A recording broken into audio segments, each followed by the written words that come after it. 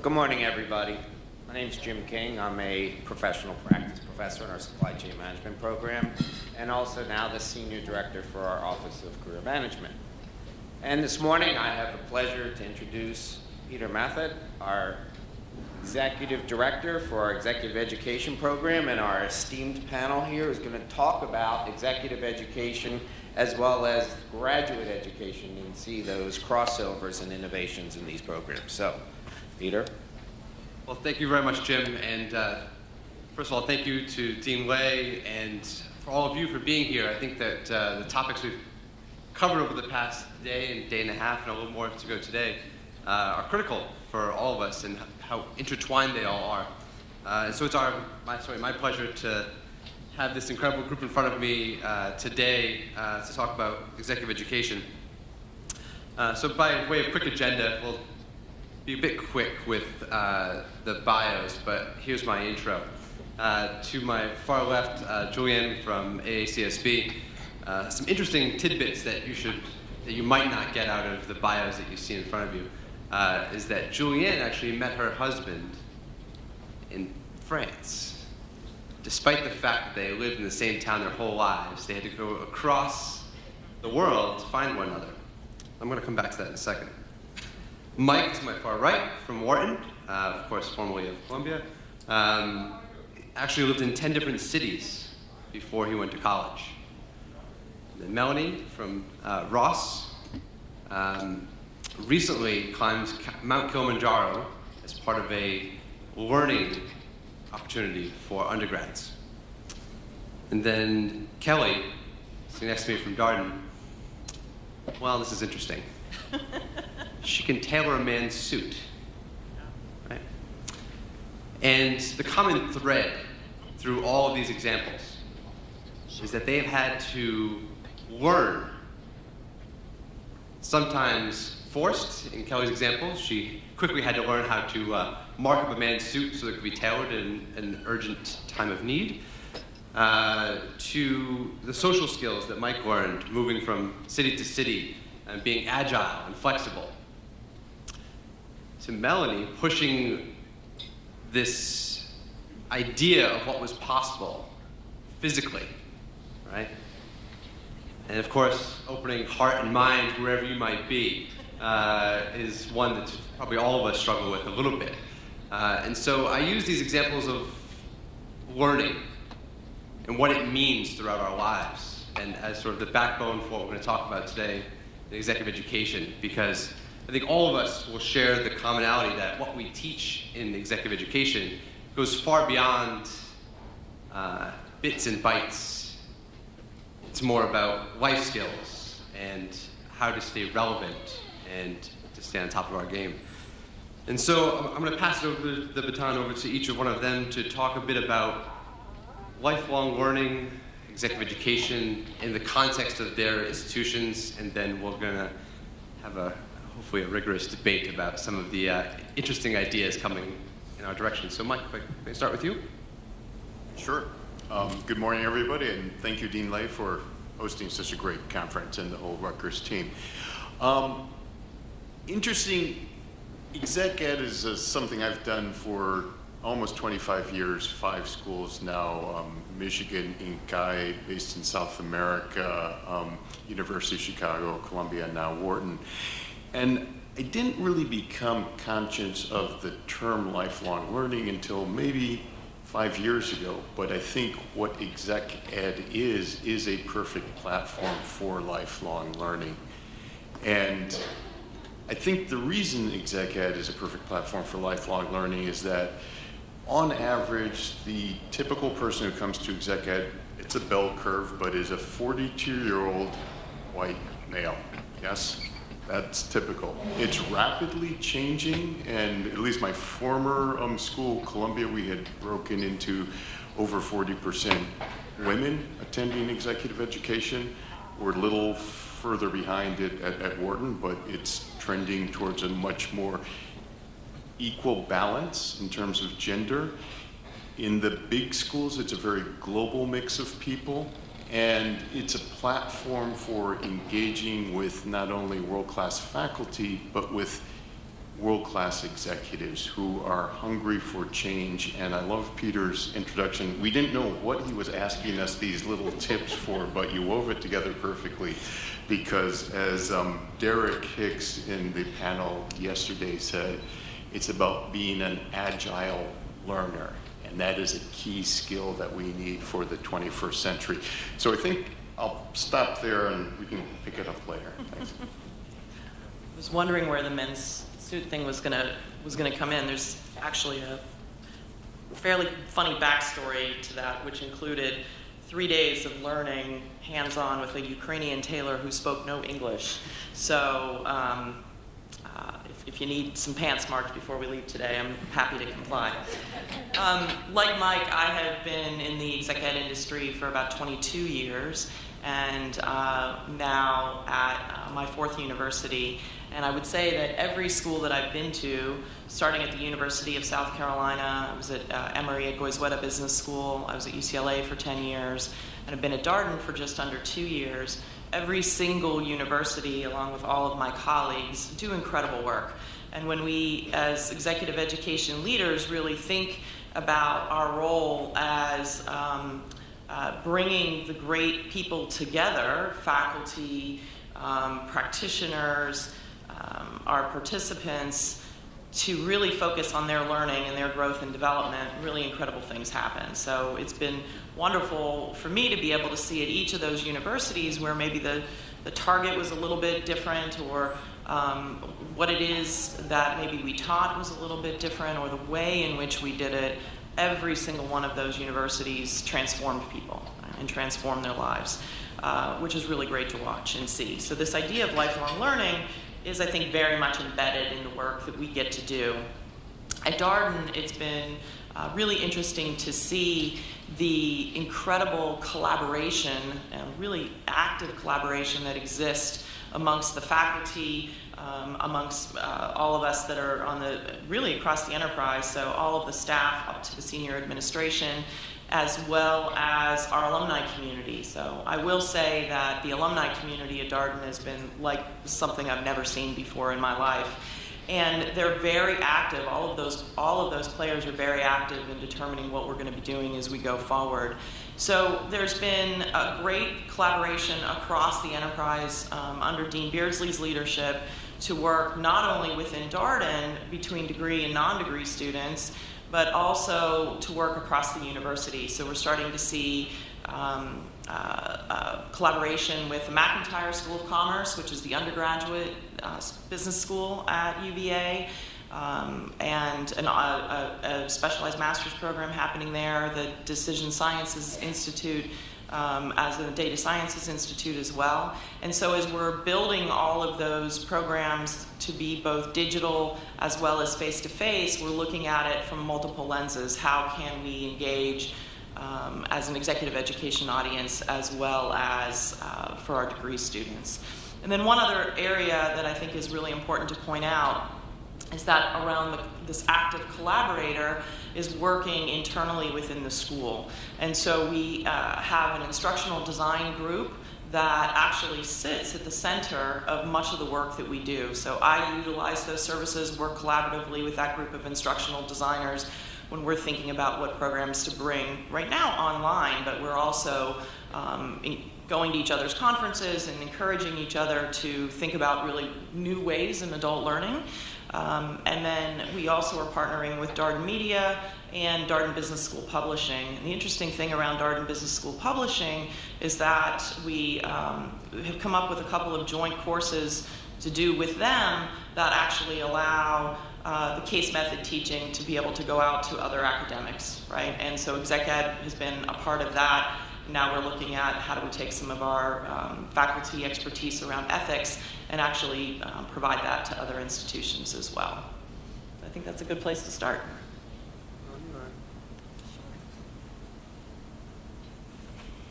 So I thought I would share a little bit about our thinking around lifelong learning and then what we developed and launched based on that thinking.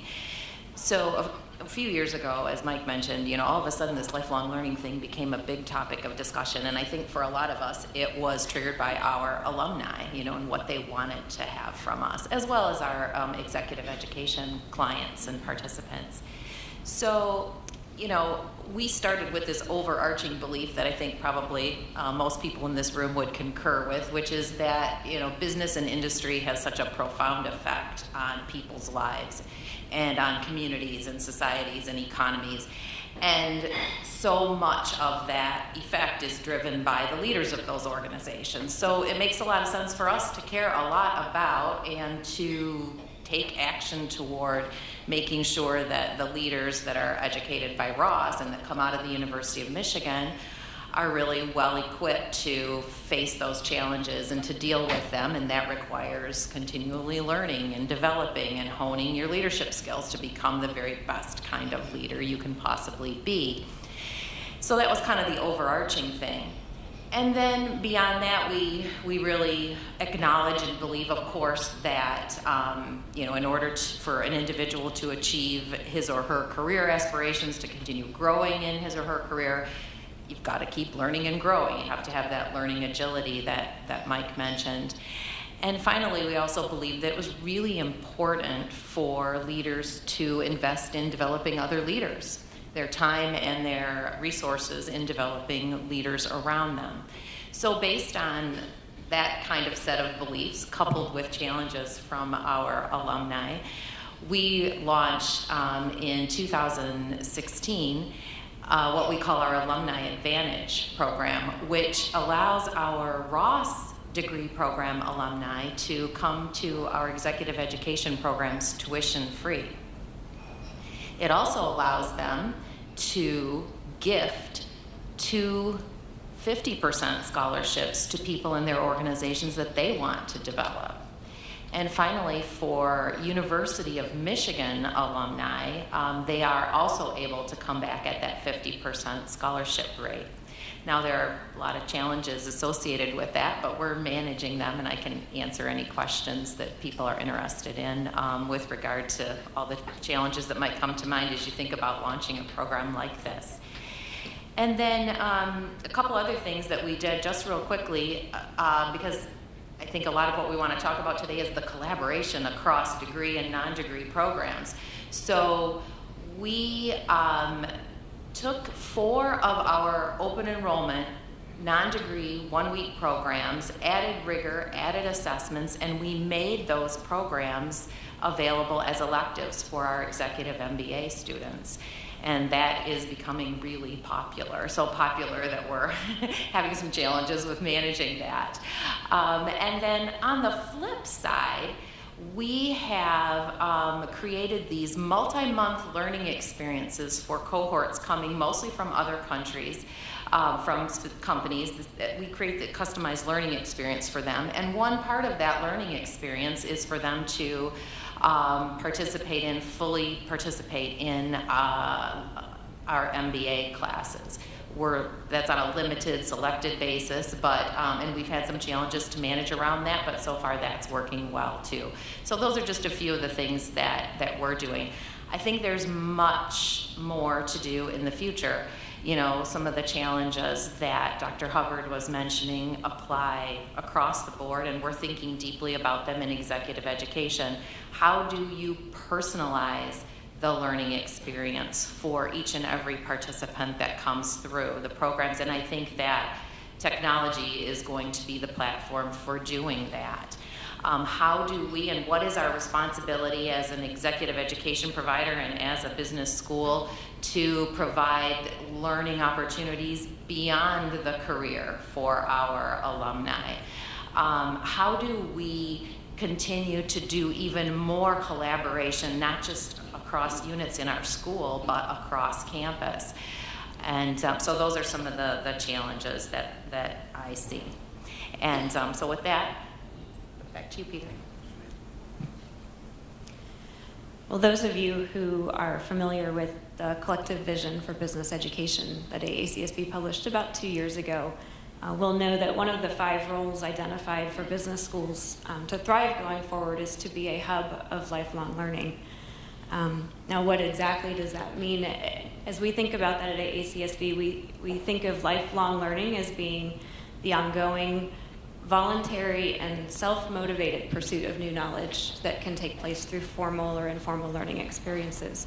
Now, that intersects with organizational talent management strategies, which might be more intentional, more employer-led or employer-directed in order to resolve a gap within the organization. And those two different paradigms have shaped our approach to a couple of research projects that we've done in the past year and that I'll speak to over the course of our session today.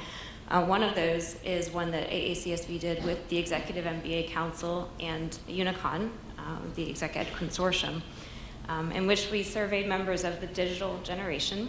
So those are individuals between about 20 and 40 years old who are the millennials or the Gen X generations, about what they were anticipating they would pursue with regard to any sort of advanced management or business education. So there's some interesting findings there about what their expectations are and the way that they're seeing the distinctions between degree and non-degree opportunities. And we also did a survey in partnership with the publishers of Chief Learning Officer magazine, where we asked talent leaders about what was on their radar with regard to their organizational talent development strategy. And about 3/4 of them, just to set the stage, said that lifelong learning, again defined as that ongoing voluntary self-motivated learning, was a critical part of their organizational talent management strategy. So, what's the role of the organization there when they believe it's largely the individual's responsibility? It shows up that it's largely to help curate, to help steer, to help identify the opportunities, and to give the individual employees the opportunities that allow them to fulfill their best potential in ways that allow that individual to grow, because that helps the organization with retention and employee engagement, but that also helps the organization to meet its operational needs.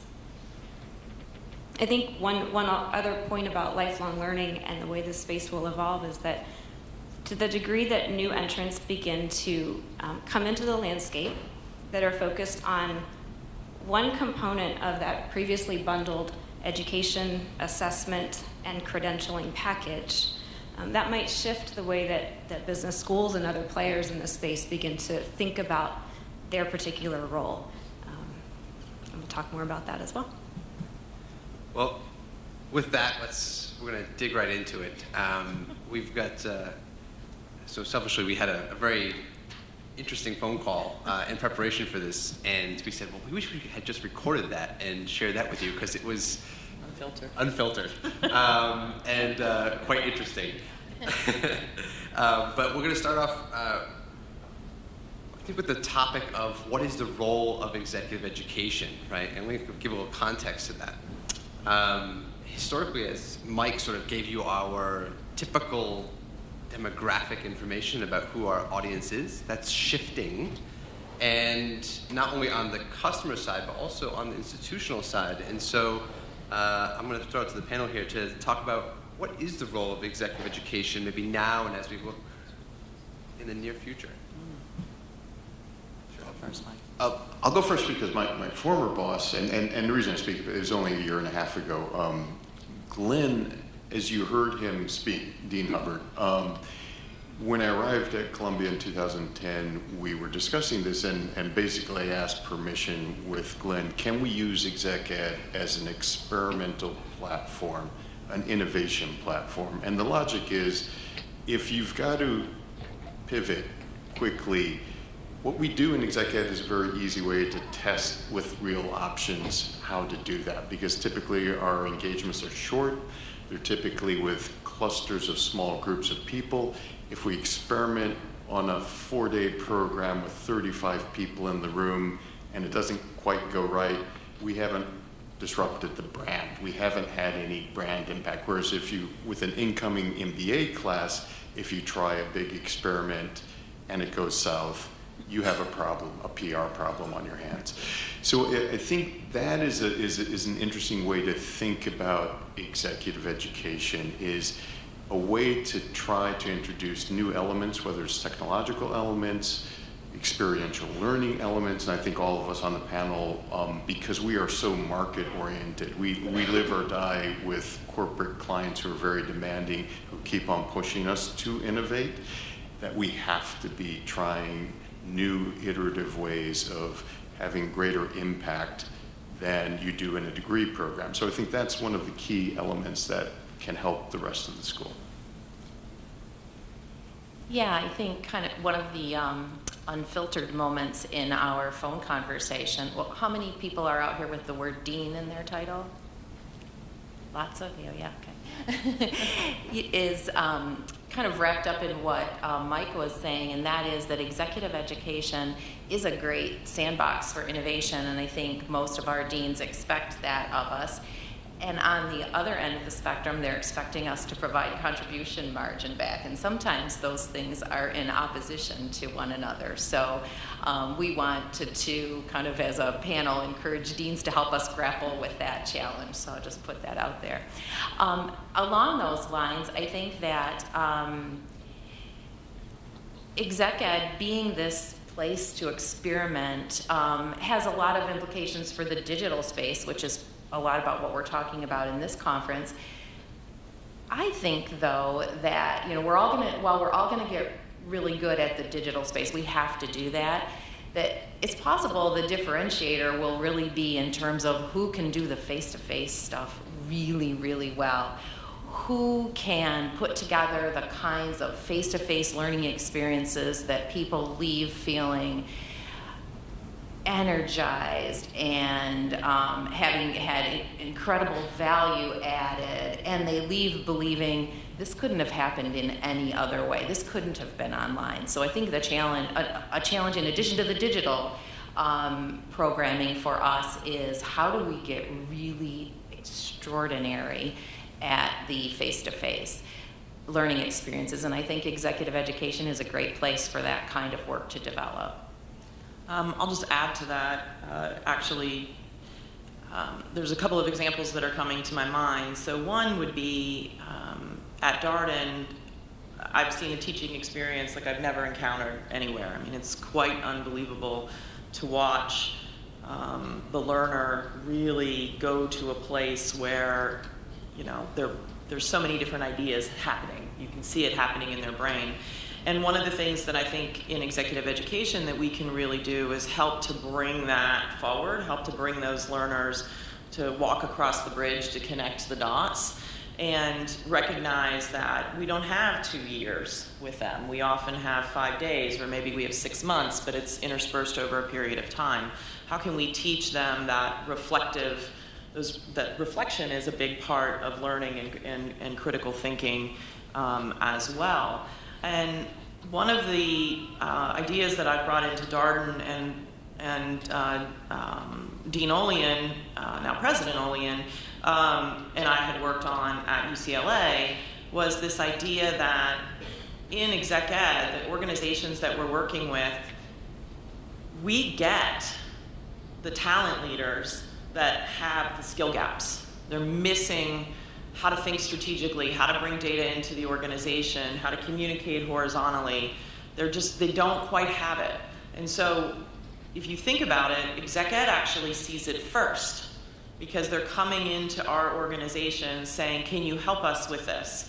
And then we are going about trying to build that capacity with senior leaders. And then they come back to our organizations and say, okay, we need your MBAs to be able to do this, which is the same thing that they were asking us multiple years ahead of time. And so if we really pay attention to the problems that companies are asking exec ed to help close the gap on, or to help build capacity and skill, and even to solve, right, or give them the tools to solve it, you're building out the capacity that your full-time programs and part-time programs are also going to be looking to hire. And I think, having seen this, Dean Olean and I, she was like, okay, I think you're right. What are we going to do? And I said, well, why don't we actually build some executive education programming let's start with the MBAs. And so me and my shop ran the 2-year Executive Leadership Foundations course in the Executive MBA. So their first week, before they had anything else, they went through an exec ed experience focused on developing self, learning agility, those types of things, learning how to be that reflective connecting point. And I just thought that was really helpful, and they started then to expand that into other areas of the degree space as well. I want to give the AACSB perspective, or more specifically, speak to the role of executive education in accreditation. How do we view the role of exec ed from that context? AACSB, as you know, is an institutional accreditor. We're not a program accreditor, although I think it is fair to say that across the accreditation standards, the language is much more reflective of an emphasis on degree programs. That said, the accreditation is granted to schools that have a high quality and sustainable delivery of their unique mission. And if we think back to that series of mission statements that we saw yesterday, how many of you that have executive education would argue that exec ed is not a critical component of achieving your mission?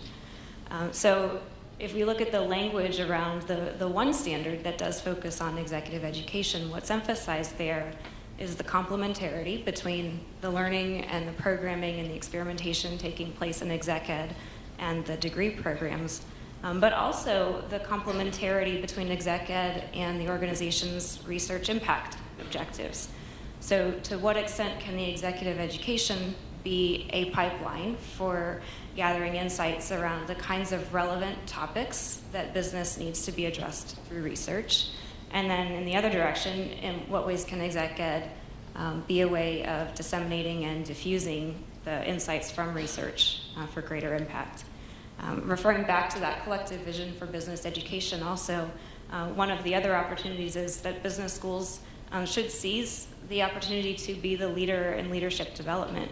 And I think as my colleagues up here have mentioned, that doesn't just happen once. Leadership is something that has to be nurtured over time.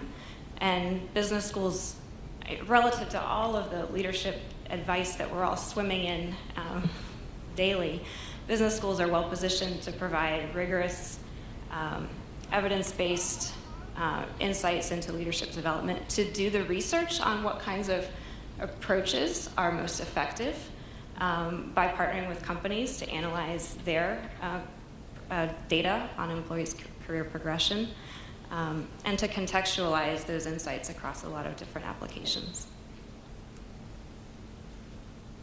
Share a quick example from Rutgers' perspective. Just an interesting collaboration that happened here was in executive education. We have been running digital marketing for years and years, which again I think we were able to get to market quickly because it was coming out of non-degree.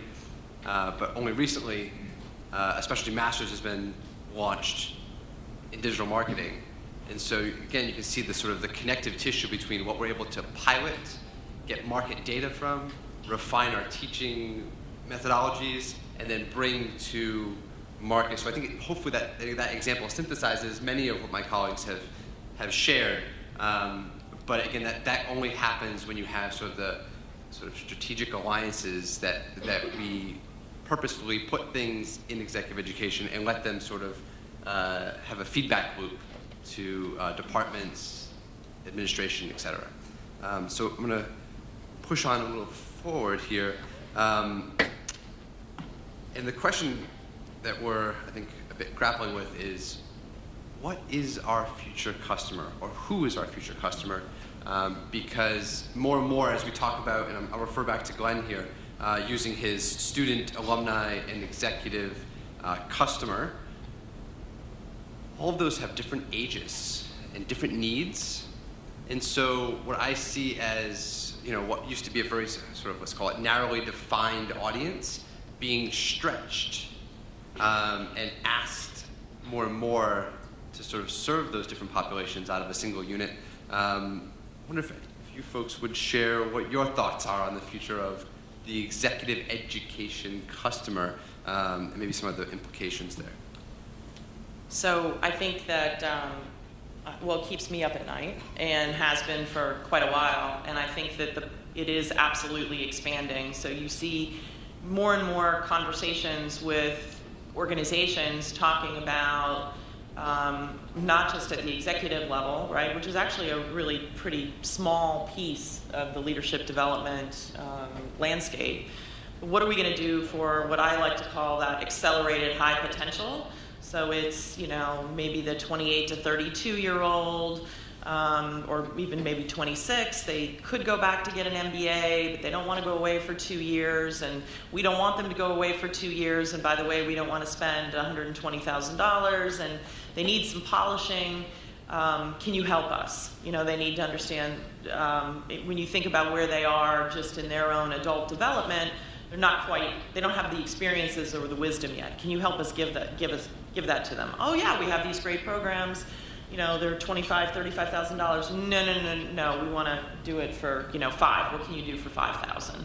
And so I think as we go further down into the potential client, we have to be, as universities and as exec ed shops, really be thinking about what the value proposition is, what is the willingness to pay, and how do we find that balance, which I think gets back to the conversation that Melanie so graciously put out there, is that there is going to be a tension on the contribution margin and those expectations back to schools with doing the experimenting. So I think if we look at that deeper audience, we're going to have to make those choices. I think there's going to also be people that are looking for their second act or their third act of their career. And as people live longer and longer, how do we continue to provide substantive learning and development, not continuing education, so to speak, that would be, wine tours and I want to learn about this or learn about that. How do we really continue to build the rigor for individuals? I happened to hear a futurist, well, Kelly was there too, heard a futurist speaking a week or two ago at another event, and he made this statement that in the future, all learning will be gaming, right? Like these young, the digital natives, so to speak, are so used to doing everything in a game format that, he foresees a future where every learning experience we create is going to be a game. Whether we'll actually get to that point or not, I don't know, but I think it's a provocative statement that we need to think about. So that has a lot of implications for how we design our learning experiences, whether they're digital or in the classroom co-located face-to-face. Another thing that's already been discussed is this personalization aspect. So I think that our future customer is going to expect a lot more personalization than we do today, personalized to me and my particular needs and where I am today relative to those needs. Some of the things that I think won't change are that we're still going to be about helping businesses solve their most pressing problems and take advantage of their most important opportunities. So we've got to continually stay at the forefront of what those are. And as Kelly mentioned, executive education is really one of the primary places where that information gets brought into a school. So I think those are some of the elements that we're going to have to deal with and continue to develop in terms of our way of thinking about learning and the way we design learning experiences for that customer of the future. So I want to keep going with Julian's thoughts, but one piece that I think fits into this relevantly that extends, sort of puts together my next question and this one a little bit, is how do we stay in our lane, right? Mm-hmm. All of our universities have continuing education, but yet our ecosystem, our learners are stretching. And so let's also talk about what that, not only the face of our customer changing, but also how do we deal with the sort of political challenges of our universities. And so whoever wants to tackle that piece. Julian, I'll let you talk about some of what the customer looks like. Mm-hmm. Yeah, I think what we see in the data from the survey we did on the digital generation, which by the way we did in 10 countries, translated to 5 different languages, and in the report you can see country-specific breakdowns of that data. it helps us understand who the exec ed audience might be and who it might not be, and who's struggling to understand the distinction between, or the rationale behind pursuing one or another. Among those that we surveyed, 60% reported being likely, or very likely, or extremely likely to pursue an MBA or an MAMS in general management. Slightly lower percent, 50, said they were interested in a specialized master's or saw that on their future radar. That was driven, perhaps not surprisingly, largely by individuals outside of the US. 48% said that they were very or extremely likely to pursue standalone management courses, and the primary motivation that they saw being addressed by those standalone courses was to upskill in a particular area. And then 38% said that they were very or extremely likely to pursue non-degree executive education. I've pored over this data to try to understand, well, what were they thinking when they saw non-degree courses versus non-degree executive education? And that's a question for a future study. It was not quite answered in this one. But I think one of the things that I found very thought-provoking in this data was that among those who said that they were very or extremely likely to pursue an MBA or an MAMS in management, only 22% of them reported that an established program was their preferred format. They instead preferred a more self-directed approach to learning or a just-in-time set of courses identified with an employer. Yet these individuals that say that's not their preferred method are still very drawn to that as a potential learning model for them. And that raises the question as to why. You know, there's clearly some other motivation at play, and that's likely the currency of the degree credential in the marketplace, or perhaps the fact that it's packaged together and the individual doesn't have to build their own and figure out where to go and how to bring all the pieces together. But whatever that is, I think those are, if the rationale for that are one of those two things, those are both things that could be disrupted quite easily through alternative providers. So it's just something to keep in mind. The audience was very interested in the non-traditional credentials. Certificates and badges were viewed by 90% as a substitute or a complement to a degree. And over a quarter of them believed that certificates or digital badges could be a substitute for a formal degree program. And I think there's a lot to try to make sense of in some of the conflicting interests that we see there. And when we look at the Chief Learning Officer survey, they're rating certificates and digital badges as being among the highest of all of the different credential types with regard to accessibility, but lowest for portability and credibility. And again, what's very interesting there is that those are also areas that could be disrupted as things in our broader ecosystem change. So what's most interesting to me about Google's new IT certificate is not the certificate itself. It's that there's already a consortium of more than 20 large companies that have said that they will hire individuals that have this credential. So those kinds of market credibility frameworks aren't yet within our landscape at any scale, but what will happen when they are? And if I could pick up there, because I think market credibility is key. And within our university ecosystems, going to Peter's second question, we are lily pads overlapping over each other with continuing ed, and engineering schools are getting more and more into the non-degree space.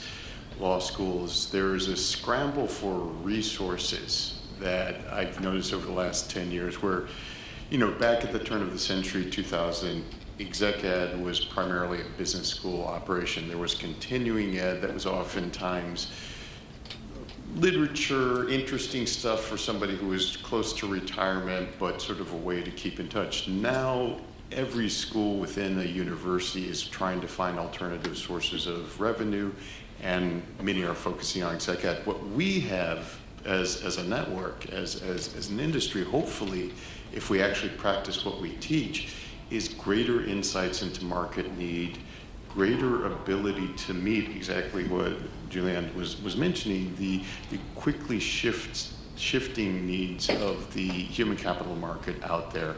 Through our alumni network, those who are in business should be feeding back to us more information so that hopefully, I've always thought that in a way, other schools should tack on to the business school within a university, because I hope we can do this better than anybody else. There are different price points, but I think we have better market insights, and many of us are more practiced in just scale, and not that it's quality is more important than scale, but Wharton has over 10,000 executives a year who come into face-to-face programs, most of them on campus. We do deliver offsite.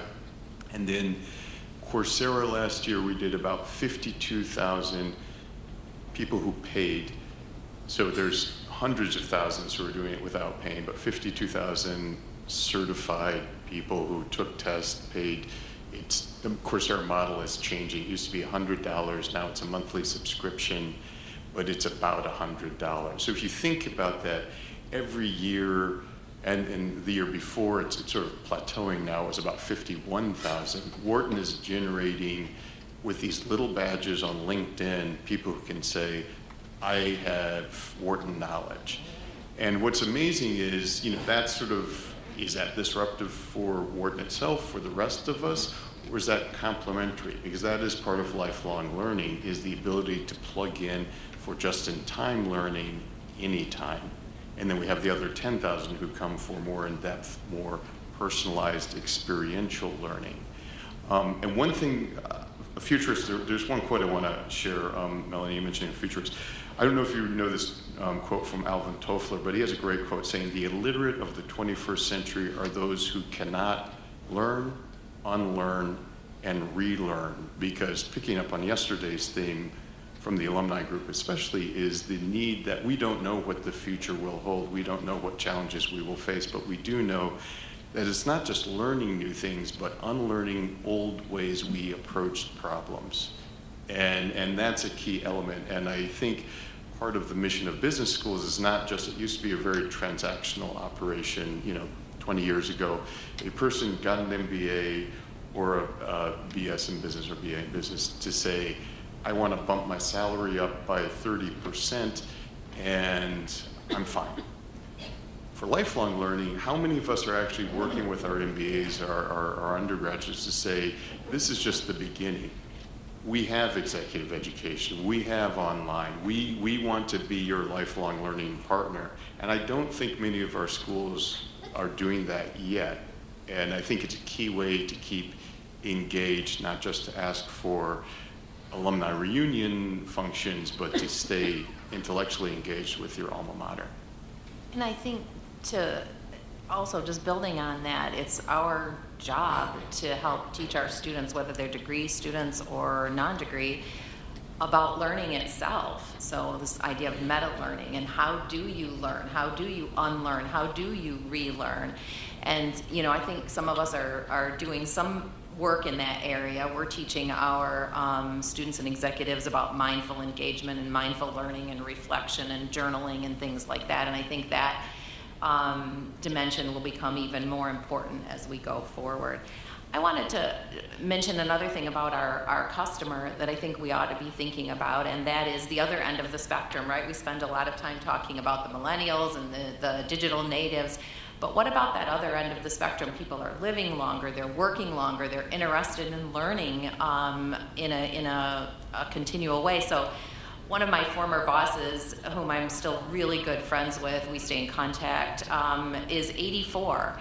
And he's constantly learning new things and going back to his alma maters, which are, I think, Northwestern and UNC. And it's not just for, it's not for things like oil painting and learning how to play bridge, which I think are laudable goals also. But he wants to continue learning about what's newest in leadership and operations, because he's leading groups who are going down to Guatemala to build schools for children. So I think that on this other end of the spectrum, we need to be cognizant that there are opportunities and maybe even responsibilities there for us as schools. So I'm going to do a quick summary here because there was a lot that we tied together into those broad topics. But I think the point that we really had in our discussion was that, right, if we're stretching on both sides, right, also having products and offerings for younger professionals as well as the older professionals, they do have in reality a lower ability to pay the premiums that we often charge in executive education, which then trickles down into revenue contribution and profitability, things of that nature. And I think that was the sort of the reflection point was, how do we sort of navigate the university context, the changing dynamics of our customer, and of course the economic models that sort of surround that. So we sort of unpacked a lot there. I want to bring that sort of those elements back together. Another topic of conversation, and then we're going to turn it over to you folks for any of your questions, was this idea of stackability, right? So stackability in programming is one that we are all talking about, and I'm going to put it out there in sort of the context that I'm thinking about it, and then I'll let the panel sort of respond. But it's this blending of non-degree and degree, right? Getting closer together, the components, how they come together, how our schools might see that word differently, and also pulling together some of what you just mentioned about gaming.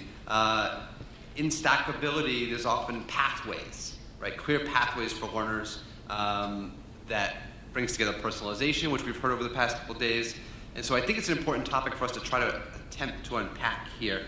So with that, I leave it to you folks. I would say I really liked the idea, actually, Melanie, that you were talking about with using open enrollment programs as EMBA electives. I think that's actually a great idea. I'm going to steal that one.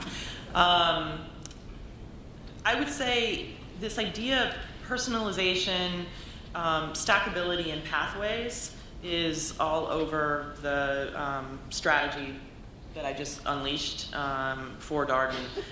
Mostly thinking on the non-degree side right now, once again being that kind of experiment.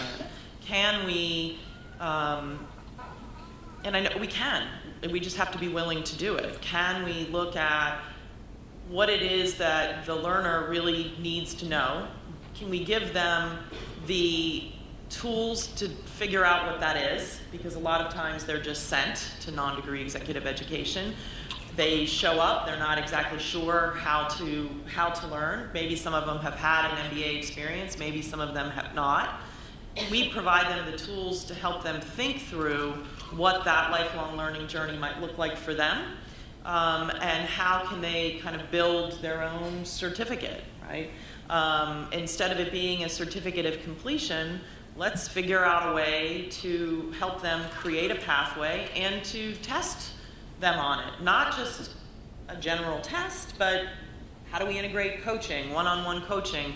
How do we integrate just reflection questions, opportunities for them when they're asked a question, when they go back into work on, so tell me, what did you learn? What stuck? And what we find is that a lot of people say, it was great, the food was good, the faculty were amazing. And you know they've gotten something, they don't know how to translate that into what do I do next. And I think that we have to help figure that out as a consortium of schools. And I think the pathway idea, which when you think about what they do in Europe, right, with many of their diploma programs, is kind of bringing different executive education experiences together. I think that is definitely part of the future. And then one only other thing that I'll bring up that's been kind of a dream of mine since, I don't know, 2005 or something like that, when a dean asked me, so what's next in exec ed? What's the next Duke CE? And I spent most of my career at schools that did under $10 million in revenue. And that's a special set of challenges. But Unicon would say that 65% of business schools around the globe have less than even $7 million in revenue. So it's a good portion of who we are. And when you start to think about the resources that are needed, right, and how you might have a smaller pool of faculty that want to do teaching in executive education, you know, at some point you hit a capacity piece where you have one person that can do strategy on this particular day in this particular month, and they can only do it at this time, but the client, that doesn't fit for them, right? So have we ever thought about building a consortium of providers, of smaller schools, of even larger schools, where we can build those pathways, those certificates, those credentials together, right? And figure out a way to, I'll figure out how do we get the magic number at the end of the year, but ultimately really think about how do we advance that learning and knowledge. And sometimes with smaller schools, it's harder to do that. It's harder to experiment with some of these because sometimes it's been my experience, I don't know about you guys, but a new open enrollment program takes a couple of years to get to a point where it's even profitable. Right? We're passing it. I was going to give just a concrete example of an experiment that started a little before I got to work, but has been hugely successful. And I don't know if it's stackability, but it's rethinking what exec ed is. And for those of you who aren't familiar with the industry, there's been Harvard's the most well-known, the Advanced Management Program, which is 8 weeks, $80,000 around that line. Stanford has a 6-week program. Wharton has a 5-week program. Columbia has a 4-week. Darden has a 4-week program. Darden has an excellent 4-week program. Columbia has a 4-week program too.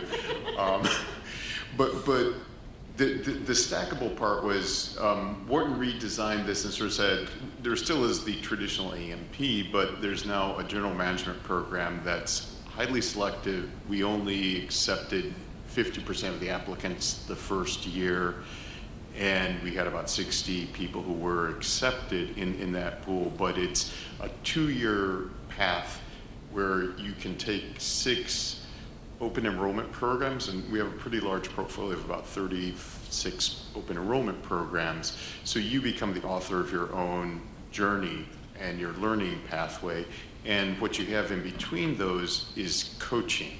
So learning how to learn, reflecting on how to contextualize the knowledge that you're gaining. And probably the most famous alumnus from that program we've had so far is the CEO chairman of Sallie Mae, who happens to have a PhD, who has an MBA from Columbia and an MBA from Stern. I don't know how old Ray Quinlan is, but I'm guessing he's early 60s, and he went through 6 weeks of exec ed. And what we're finding this stackable program is attracting is lifelong learners, those self-motivated lifelong learners, because a guy with 2 MBAs and a PhD doesn't need another 6 weeks of training, but he is stacking up to stay relevant, and he's already a CEO and chairman of a well-known organization, Sallie Mae, after having spent decades at Citibank. So it's just an example of the type of people, when you offer something that's modular, personalizable, and stackable, they will come. I have young children at home, so I'm very familiar with attempts at stacking that are not very successful. And I think that's important because if we think about lifelong learning as being self-motivated, not everybody is self-motivated and self-aware. And so how do we help the self-motivated person identify the right combination of learning experiences that get them to where they're wanting to go? And when we did that survey of talent leaders, one of the things they pointed to was the critical role played by managers and team leaders, the critical role of feedback and evaluations. And I wonder if, as we think about lifelong learning, if we not only looked at it from the learner's perspective, but from the perspective of the managers that we're training and developing, how do we help give them the tools to manage and mentor and help those that they support to identify the right combination of learning experiences that get them to where they want to go. So it's a problem we can address from 2 different directions, both the individual consumer of the experience as well as help to create more of an ecosystem that helps drive and steer more lifelong learning among a broader population. So we're at that point where we're going to turn it over to all of you for questions. Feel free to take the gloves off. We're ready.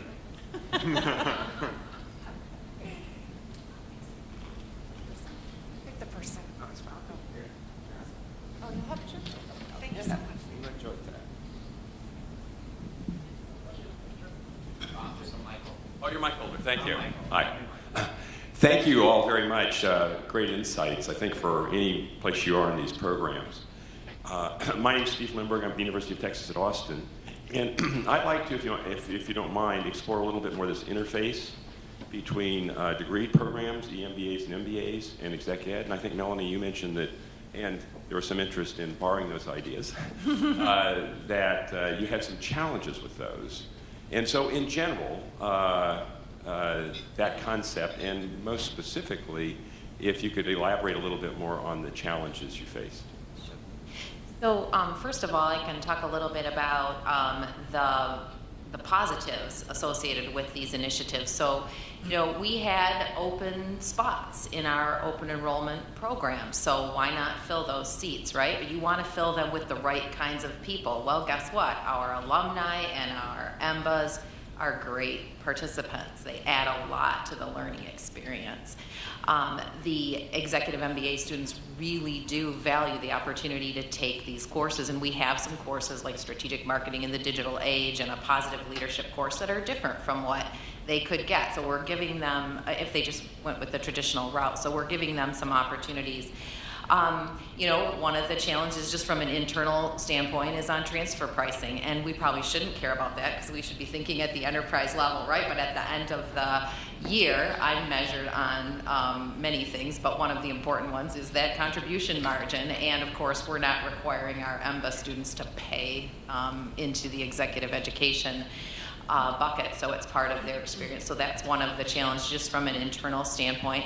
Another now is, I suppose, one of those good problems to have until you have it, which is the capacity issue. So our MBA students want more seats than we're able to give them in the program. So we're, figuring out what that means. Do we add another offering of that course? But we need to add it in a way that will generate enough revenue to justify it. So, and then on the flip side, where we're having some of our executive education residential program participants, these are high potentials from large global companies, participate in our MBA programs, MBA courses.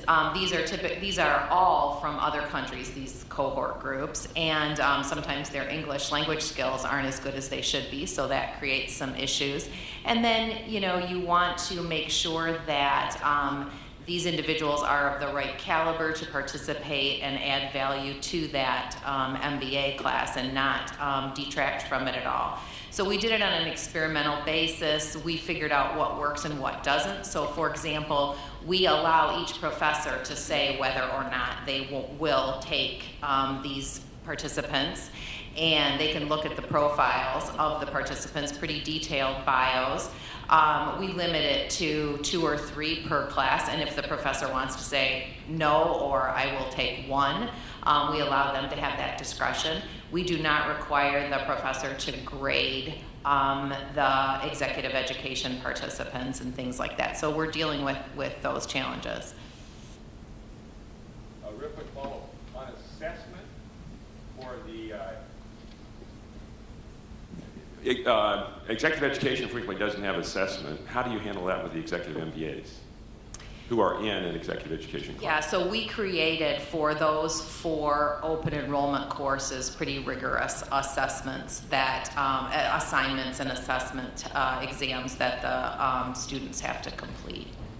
And the professors did that. And these are the same professors that teach in the degree programs. These are not adjuncts or outsiders. They're the core faculty. Hello, I'm Leon Fraser. I'm the faculty here at Rutgers Business School. And I'm trying to process what you were saying with what Dean Hubbard was saying, and tell me if I'm correct. It seems that there are 4 buckets of prospects: the corporate folks, their alumni that you have a relationship with, the internal customers from MBA, et cetera, and the people that you don't have a relationship with. What do you see the future bucket as the most, profitable, so to speak? Because when I hear, on the one hand, we need to invest more in personalization, more in badges, but yet on the other hand, a speaker says, well, it takes a while for these open enrollment programs to be profitable. How do you balance all of that in order to sustain the executive education in the future? Wow, pretty much summarizes Our big 22, our dilemma. biggest challenge. Yeah. You know, I think you have to. Yeah, I think you have to really sit down as a school and make a determination on what is executive education, what's the purpose of executive education for your own institution. And I remember asking this question of Dean Olean when I was getting ready when I was interviewing for the role at UCLA. And she said to me, and I wrote it down on a piece of paper so that I could always have it just in case, right? She's like, well, it's about disseminating our thought leadership, and it's about building our brand and globally, and doing really good work that pushes organizations and individuals forward. And I always kind of took that, and we talked for a little bit longer, and I said, well, you didn't say money. And she's like, oh, well, I want to go back and add that. And but I think the belief was around the money will come if you do the right work, right? And that's not saying that it's wrong to have more of a portfolio strategy to drive your business, or that it's wrong to have more of a learning portfolio to drive your business. You actually need probably a little bit of both of those, and finding the balance is the right thing. I think what becomes difficult is the expectations of growth that when you think about the businesses that we all work with, the expectations are not 25 to 35% growth year over year for an extended period of time, right? And so when you think about the margin, right, you have to also be thinking about, well, what do we need to invest to be able to better serve a variety of different groups? And so there's just, I think, an adjustment that has to be made. And I'm not talking about for the industry as a whole, but just what's right for that school. And then recognize that this business it's a service business, right? It takes 18 to 24 months to close a custom client of any rigor before you get the check. And so we have to build that type of pipeline development into our expectations.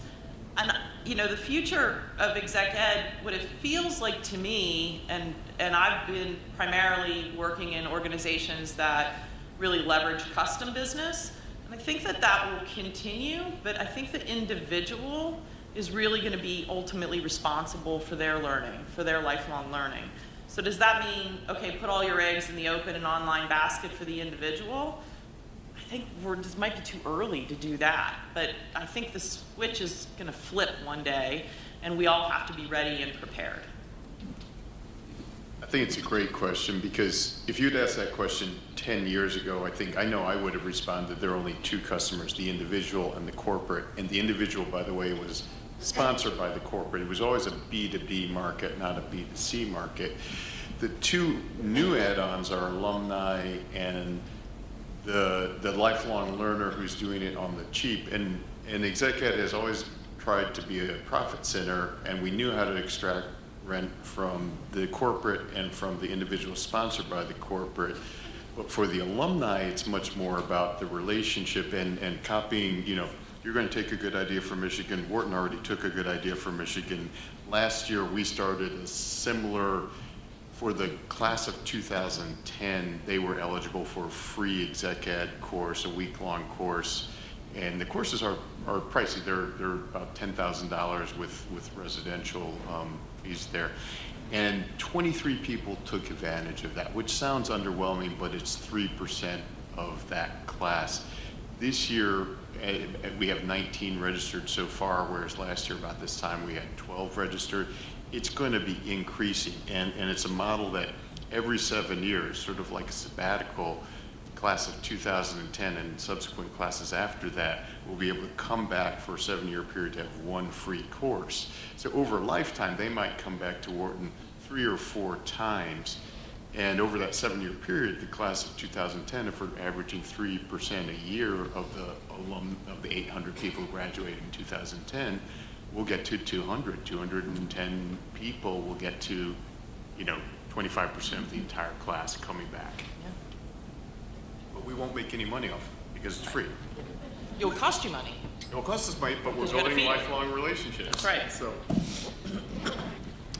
Hi, Kevin Frick from Johns Hopkins Carey Business School. The comment about reflecting afterwards that you made, Kelly, was an interesting one, especially because we're early enough in our executive ed at Johns Hopkins that it's still a pretty bright line between exec ed and the degree seeking.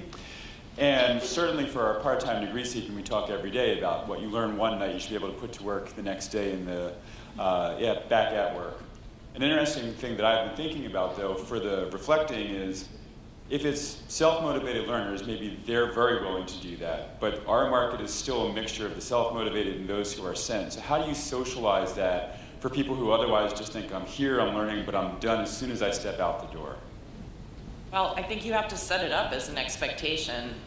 So I'm one of those exec ed leaders that have traditionally spent a good amount of time with clients, particularly on the custom side, which you get a lot of people that don't know why they're in a custom program. They just know they were told to show up here and they, were supposed to let everybody at home do their work, yet they're still called to do all their work. And I think it's all in the way you frame the expectation of the learner. So to some degree, it's also kind of training and developing that learner to say, here's your role in this. Right? And when students come and pay good money for a degree program, they're there, to learn and to network, et cetera. When you come for an executive education program and you're not self-motivated and you're sent, the faculty, the learning directors, we have to set it up for them. Whether that is a webinar, it's one thing that have been brought with me. From UCLA is every class, every open enrollment program had a webinar that would not just be, this is where you check in, this is what you need to wear, these are the logistics, these are the learning objectives, right? This is why you're going to be coming here. What are you doing before you get here to prepare for that? One of the things, I had a staff retreat in August or in July, and I said to my team, we did a whole day on writing learning objectives. And they're like, well, but the faculty do this. And I'm like, mm-hmm. And they said, well, but why are we doing it? I said, if you think about your job, not from about, do you like the hummus or do you prefer the cookies, right? But you use that time in your roles to say, what did you learn today? Oh, you just had this incredible case, or you just had this incredible experiential activity. How did you learn, right? What did you learn? What are you taking back? I said, then we start as a staff really being able to pull those nuggets of learning through, so that when the faculty stand up at the end and say, okay, let's think about our learning, it's not a blank room, right? Because you have to give people those opportunities to express it, to talk about it. And sometimes there just isn't the time, in a half-day session or in a 90-minute session to do it. So let's take that responsibility ourselves. Okay, we have another question. We're probably getting close to last one or two questions. Janus Lai from RBS. Thank you for your wonderful insights. My question is for Kelly. Dean Hubbard underlined the emerging competition from places like Mackenzie Academy and Apple University, but there may be another way of looking at this. For example, at RBS, J&J executives teach some of our classes and we also co-teach with them. I know at Darden you have developed a unique collaboration with BCG. Could you elaborate on how it came about? What are the challenges, opportunities, and outcomes so far? Thank you. Sure. Well, when I first started at Darden, I heard about the BCG relationship that actually started in the degree program. So I mentioned this instructional design team that is kind of centralized. And so they said, hey, why not? We can develop some content. BCG was willing to fund a little bit of that. And then we'll put it on the Coursera platform. And I kind of came in and I said, hey, what are you doing? That's their exec ed group within BCG. They're like, no, it isn't. I'm like, no, really it is. It's called enablement, and they go to their clients and that they're doing lots of work for, and they provide this at little to no cost, and they're competitors with us. And so that was something that Darden hadn't really thought about, right? And so we think more about that. And at the same time, what we see is that with organizations like BCG or even McKinsey Academy, and BCG's a big recruiter at Darden, so we didn't want to upset them. We have lots of alums there as well. It's really good work. The faculty learned a lot from their experts coming in and talking about some of this, and now BCG has come to me and said, well, we'd like to actually put this in our exec ed programs that we're doing for our clients. Can we use the pieces that we filmed? And then, and I'm like, okay, yes, absolutely. Well, can we use the pieces that Professor so-and-so filmed? And I'm like, but then ultimately ended up saying yes, because I think it gets back to this idea of building the brand and building the thought leadership of our faculty, which is a big part of what we do. I think that what we'll find is that, I haven't competed against another business school in 5 years. So we're competing for large custom clients or any clients with the Korn Ferries. I didn't know that Spencer Stewart had gotten into the game. I knew Heidrick and Struggles have gotten into it. But I've lost more bids to a Korn Ferry and a McKinsey Academy than I would care to mention. And so I think that the other one that we just lost recently, which I think is interesting, and I don't know who it is a technology partner. So when you think about Coursera, they're building these curated kind of pieces of content that come from a lot of our faculty, and they're selling those to organizations, right? Selling seats to organizations. Well, I don't know what they're doing now, but they've got, pretty robust learning management system. A lot of these technology providers do. They went into the larger part of the pie, the frontline and the middle management group, and said, oh, well, yeah, we have relationships with all of these faculty. We can do your senior people too. We'll just call from these different organizations. So it is changing, and I think we have to be a part of that disruption in whatever way we can.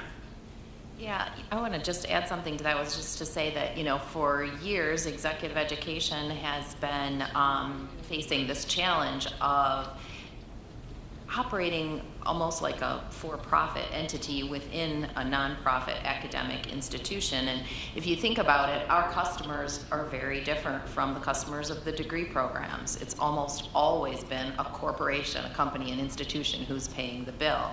Our competition is very different.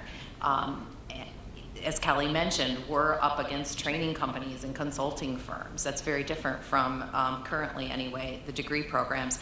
And when you think about our core resource faculty, for most of us traditional business schools, no faculty member has to do this. It's all discretionary work. So, we might sell a custom program to a client, and then we have to scramble to get faculty to do it. So all of these elements, lead to this situation where you're in an institution that's been built to do something very different from what you're trying to do. And now as we're talking about all of these things changing, it's kind of an exciting time for executive education, because I think the entire school is faced with rethinking the business model and all the elements thereof, and I think that'll be beneficial to executive education in the long run. So we're at our time here. A couple quick things just to sort of end with. One, I wanted to first thank, obviously, the whole panel, because, personally, as I've come along in the executive education business, these are the folks that I've looked up to and sort of utilized as sounding boards, mentors along the way. And so to have them all share stage with is kind of cool for me. So thank you to all of you. Regarding the AACSB, if you haven't had a chance, I would really recommend either going to their site and downloading some of the research. In fact, we can even distribute it centrally through Sharon, just so that you have access to it. So we can send that around as a PDF. And just one last maybe nugget to think about. This is where I think we struggled in our conversation, and I leave it with all of you to sort of think about, because there's lots of brain power in this room to thinking about it. But as we've talked so much over the past day and a half about the topics, right? The AIs, the machine learnings, all of these technologies and pieces of learning that our customers need of various age and background, how do we sort of manage the institution of research and academia with some of these topics that are moving so quickly? Again, and as they all bleed together, non-degree, degree, it's a really challenging place to sort of navigate at the moment. And I love the ideas or the questions that were brought up here today about partnerships and bringing in external ideas. I think there's a lot to be written around this topic, and we look forward to the partnership with all of you at the leadership positions of your individual institutions to sort of pave that path. So thank you for your opportunity and time, and thank you to the panel here. I appreciate it. Thank you, Peter.